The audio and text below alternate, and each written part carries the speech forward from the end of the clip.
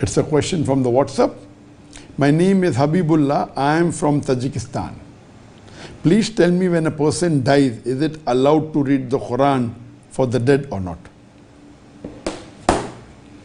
There is no text in the Quran or no hadith of the Prophet where it says that when a person died, the Quran was recited loudly. And it's a common practice in India, Pakistan, Bangladesh. It's called as Quran Khwani.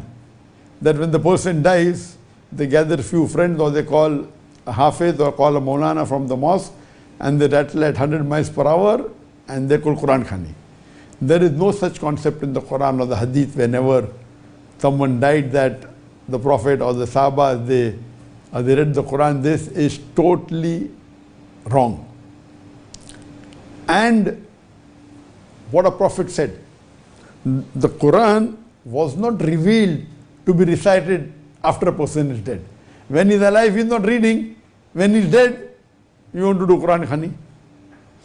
In fact, the Prophet said that when a person dies, all his activities stop.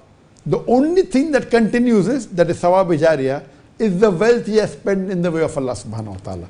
The knowledge he has spent of Islam, of Allah subhanahu wa ta'ala. And the third is pious children praying for their parents. So only three things that continue after a person dies. There is no mention of Quran Khwani here. Is that if a person dies, here only three things continue: the wealth he has spent in the way of Allah, the knowledge he has spread, and the pious children praying for the parents.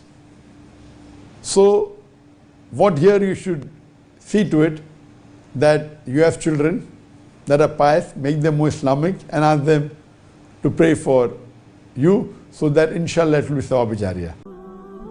Assalamu alaikum wa rahmatullahi wa barakatuh.